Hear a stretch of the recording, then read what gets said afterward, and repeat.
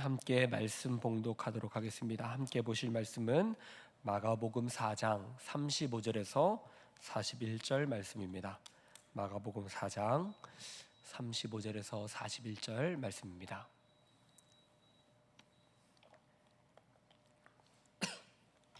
우리 함께 한 목소리로 봉독하도록 하겠습니다. 그날 저물 때에 제자들에게 이르시되 우리가 저편으로 건너가자 하시니 그들이 무리를 떠나 예수를 배에 계신 그대로 모시고 가매 다른 배들도 함께 하더니 큰 광풍이 일어나며 물결이 배에 부딪혀 들어와 배에 가득하게 되었더라. 예수께서는 고물에서 베개를 베고 주무시더니 제자들이 깨우며 이르되 선생님이여 우리가 죽게 된 것을 돌보지 아니하시나이까 하니 예수께서 깨어 바람을 꾸짖으시며 바다더러 이르시되 잠잠하라 고요하라 하시니 바람이 그치고 아주 잔잔하여지더라. 이에 제자들에게 이르시되 어찌하여 이렇게 무서워하느냐 너희가 어찌 믿음이 없느냐 하시니 그들이 심히 두려워하여 서로 말하되 그가 누구이기에 바람과 바다도 순종하는가 하였더라. 아멘. 계속해서 마가복음의 말씀을 살펴보고 있습니다. 예수님께서는 제자들 그리고 그를 따르는 무리들에게 갈릴리 호수에서 갈릴리 해변에서 많은 사람들이 모여 있는 중에 말씀을 전하셨습니다. 예수님은 배 위에 오르시고 그리고 수많은 무리들이 해변에 둘러앉아 예수님의 말씀을 듣고 있었습니다. 그리고 예수님은 여러 말씀들을 가르쳐 주신 후에 오늘 본문에 그날에 날이 저물매 호수 건너편으로 가자라고 제자들에게 말씀하십니다. 그 말씀을 듣고 제자들은 예수님과 함께 배를 타고 호수 건너편으로 건너가게 됩니다. 그때 배 가운데 풍랑이 찾아오게 되고 바다 가운데 풍랑이 찾아오게 되고 그 풍랑으로 죽음의 위기 앞에 놓였던 제자들은 예수님께 우리를 살려달라, 왜 우리를 죽게 만드시냐, 이렇게 내버려 두시냐, 우리를 왜 돌보지 않으십니까? 라고 말하자 예수님이 바람과 그 바다를 향하여서 잠잠하라, 그렇게 고요하라 말씀하시고 그 풍랑이 멈추는 그 모습을 보고 제자들이 깜짝 놀라게 되는 이야기입니다. 오늘 이 메시지 가운데, 이 이야기 가운데 우리가 알 수 있는 것은 가장 크게는 예수님이 어떤 분이신가에 대해서 우리가 알게 되고, 그리고 우리가 가져야 할 믿음의 방향, 그리고 우리가 기초에 두어야 할 믿음이 무엇인가에 대한 이야기들을 생각해 볼 수 있는 것입니다.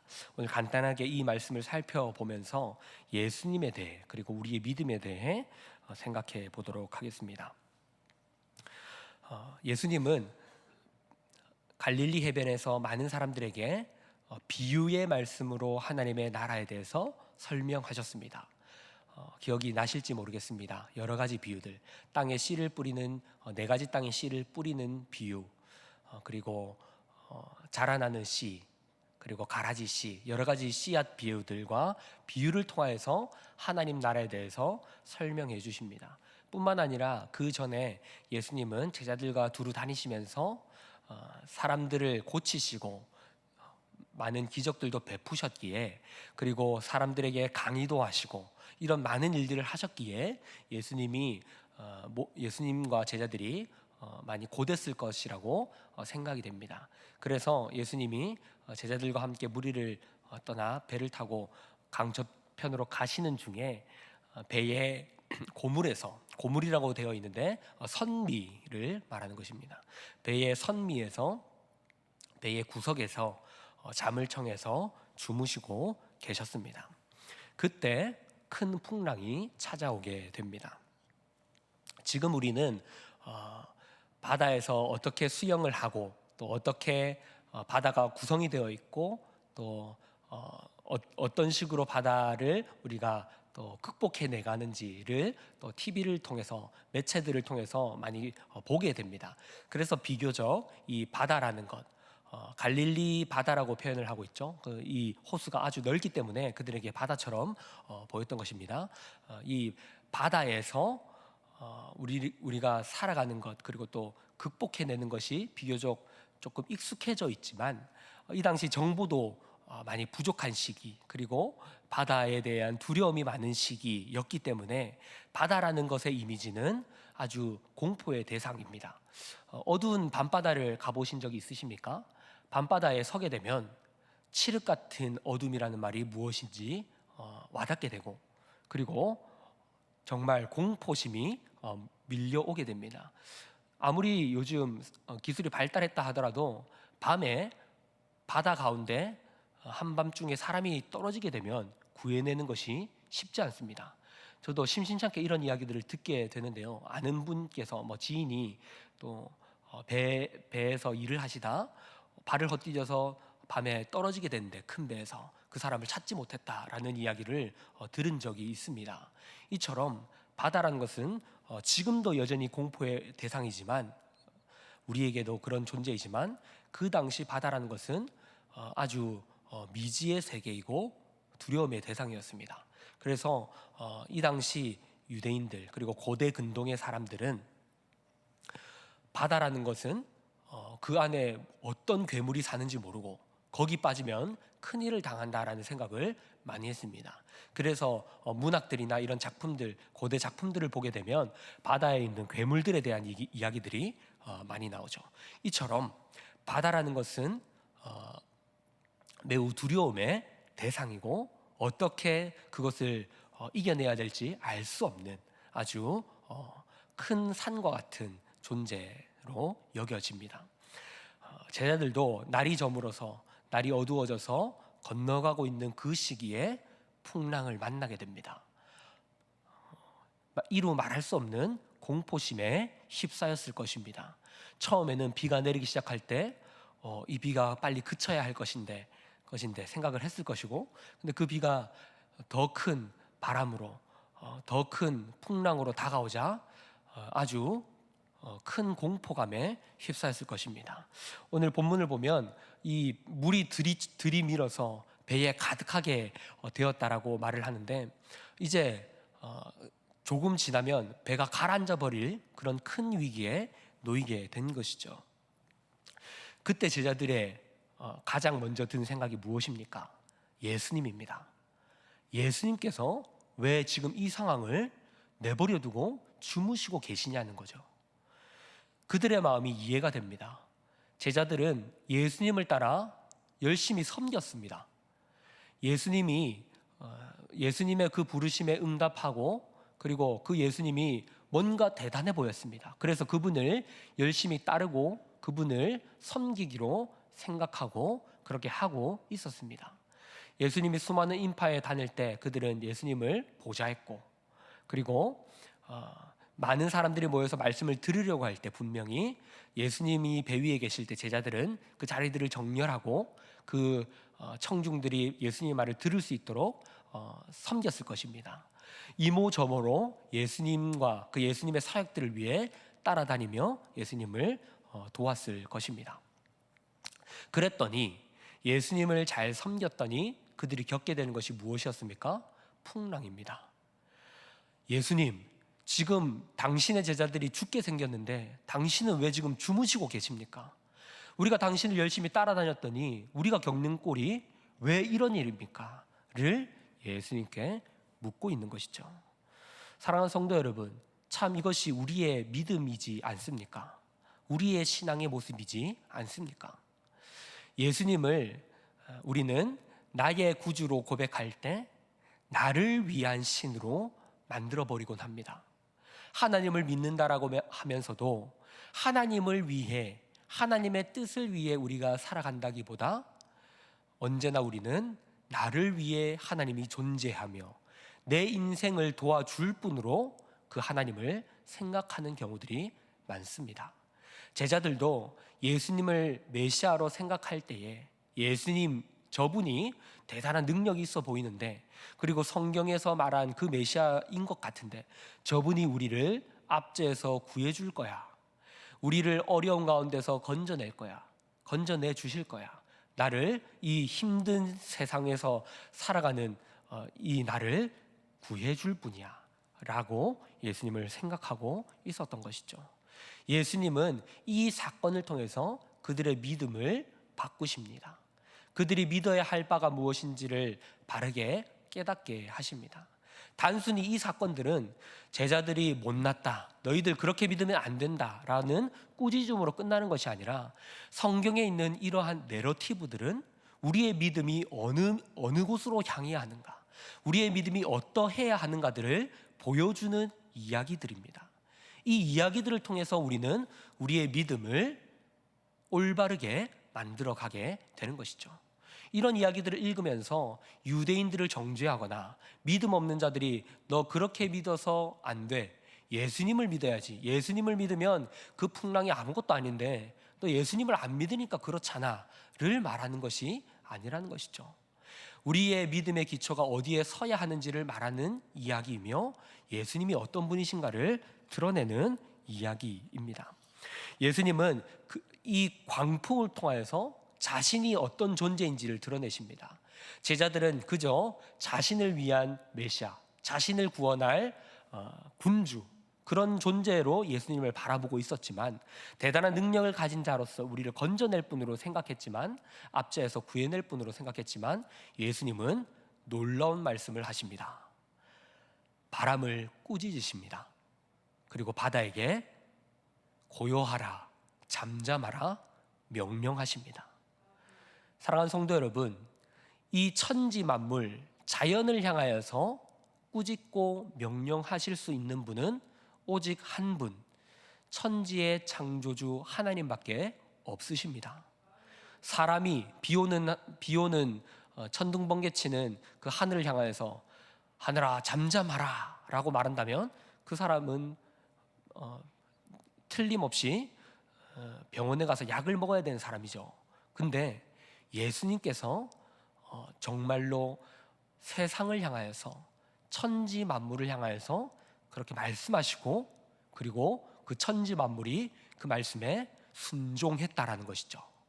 그 사건을 보면서 제자들은 깜짝 놀라게 되고, 그가 누구이기에 바람이, 바다가 그의 말에 순종하는가 라는 두려움을 가지게 됩니다. 이 사건은 예수님이 하나님이심을 드러내는 사건입니다.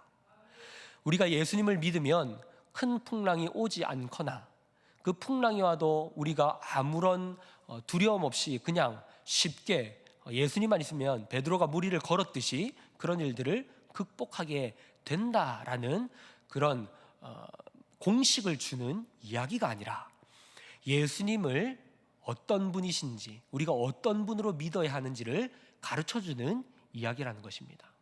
제자들의 잘못된 생각, 잘못된 믿음을 고치는 이야기로 존재하며, 마찬가지로 우리에게도 예수님이 단순히 나를 어려움에서 건져내실 분, 내가 어려운 일을 당했을 때 물론 우리는 주님께 기도해야 하지만, 도깨비 방망이처럼 그런 일들을 해결해 줄 분, 요슬램프 지니처럼 내가 빌면 그 문제를 극복시켜 줄 나의 개인 신, 나에게 붙어 있는, 나를 좋은 길로 인도하는 나의 사적인 신으로 만들어버리는 그런 신앙으로 가서는 안 된다라는 것을 이 이야기가 말하고 있는 것입니다.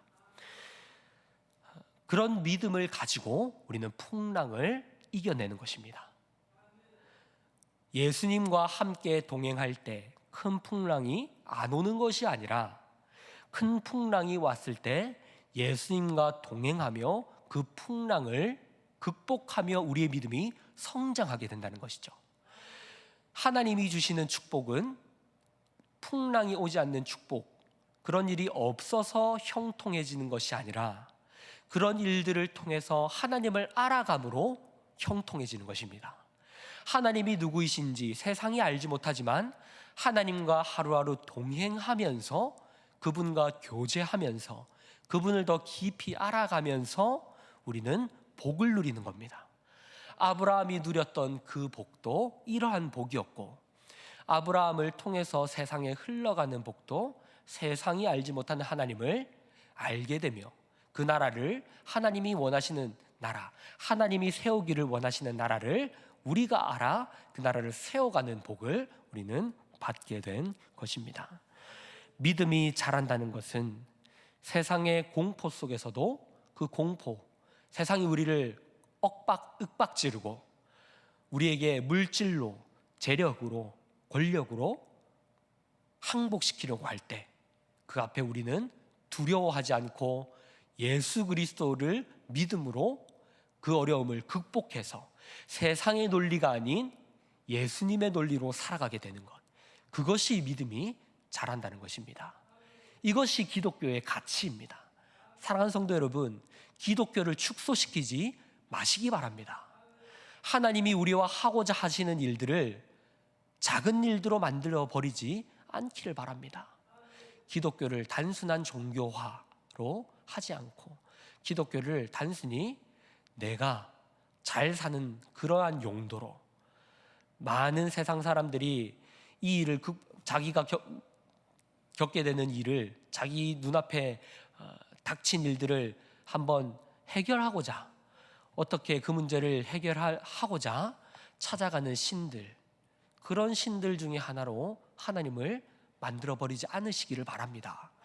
하나님은 위대한 일을 위하여 우리를 부르십니다. 하나님께서 이루신 그 창조를 회복시키기를 원하십니다. 그 창조를 다시 하시겠다라고 보여주신 새 창조의 사건이 부활입니다. 오늘 이 풍랑의 사건은 십자가와도 닮아 있습니다. 예수님께서 세상의 모든 치욕과 모욕을 받으시면서도 잠잠하셨습니다.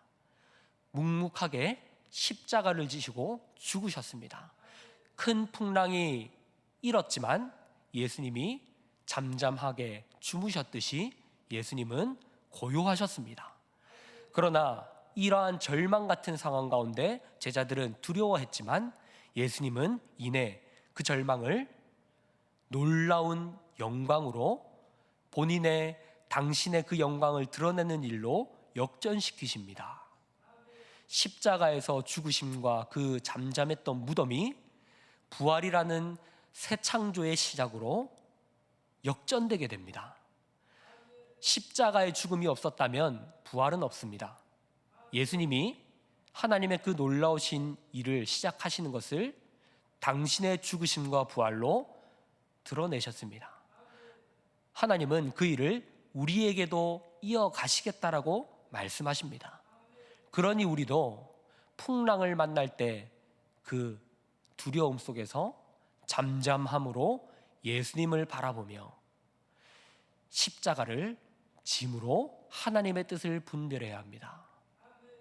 하나님이 우리를 사랑하신다는 것은 풍랑을 주지 않으시겠다는 것이 아니라 풍랑을 통해서 십자가를 깨닫게 하시겠다라는 것입니다.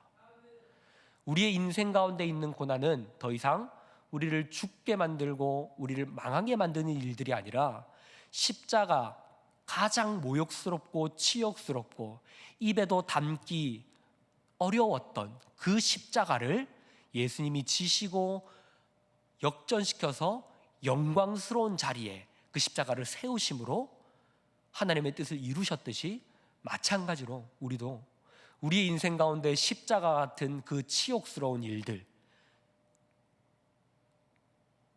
지워버리고 싶은 그 사건들이 이제는 우리를 성장하게 하고 나를 예수를 닮게 만드는 일들로서 존재한다는 것입니다.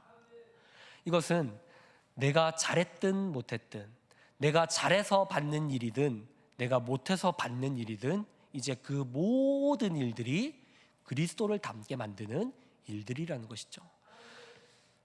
물론 복음을 위해 받는 고난, 너무나 값지고 그 자리까지 가는 것은 위대한 믿음의 수준이 가야 우리가 갈 수 있는 일이죠. 그렇다면 나의 부족함으로 받는 고난들은 의미 없습니까? 이제 그렇지 않다는 것입니다. 이것을 이해해야 합니다. 내가 했던 부적절한 언행들, 내가 했던 못난 행실들, 그 일들 떠오르십니까? 저도 늘 떠오르는 일들이 있습니다.